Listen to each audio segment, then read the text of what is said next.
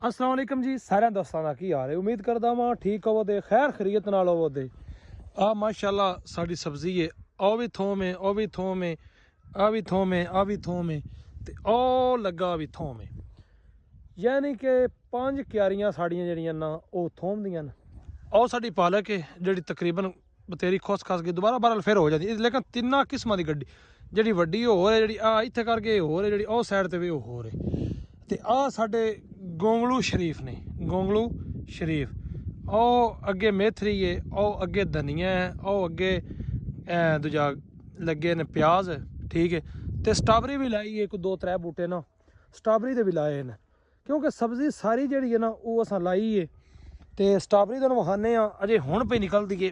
आ strawberry जे ओ बूटा जी सामने strawberry दा, ओ सामने दिसदा पिया जी, इस लैंड सारी स्ट्राबेरी है, ठीक है। असल तो पहले आ वखा छड़िया ये स्ट्राबेरी दा, क्योंकि अजे सर्दी बड़ी पौंदी पई है, सर्दी की वजह तो ना बाहर नहीं निकलती पई। अजे थोड़े जे गोंगलू पटते हैं, सलैम साहब पिछे वो गोंगलू पटिए।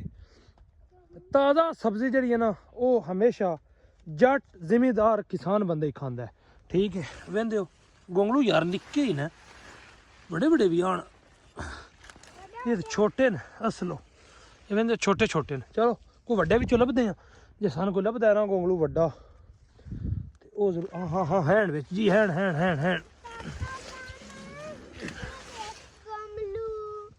ये वेंदे हो जी, ये वड्डे गोंगलू अगले नालों।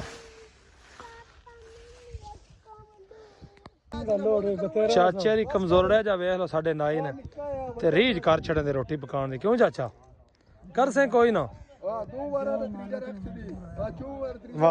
वेख लो वडेरा साडा नाई है, गड्ढे शड्डे छिल्ले हुंदा, टमाटर मरचां अदरक हर शै आई पई है, धनिया ओ देगां भी आईयां पईयां न, भांडे भी आए पे न ते चुल्हे भी बन रहे न। क्यों यासीन साहब बिल्कुल है शादी है मलक साहब, आज शादी शादी जड़ी नहीं पूरी शादी आज ओ मौलवी हरी ने अपना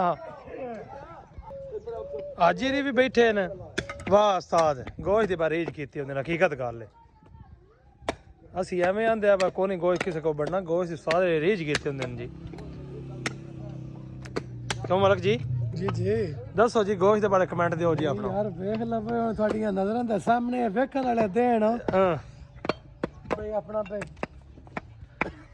मलक साहब यासीन साहब तुहानू दुनिया बड़ी पसंद करदी है, जंग वाली साइड तो बंदे कमेंट करते हैं कि यासीन दी कोई वीडियो गरम गरम फ्रेश वाकई वाह मठियाई वेख तो वाकई वाह गरम गरम मठियाई। ये सही कित्थों आई है यासीन साहब? ये जनाब स्पेशल अपने हलवाई कोल बनवाई है। हाँ ये जरूरी एक मिनट तो खा हाँ के चेक कर। की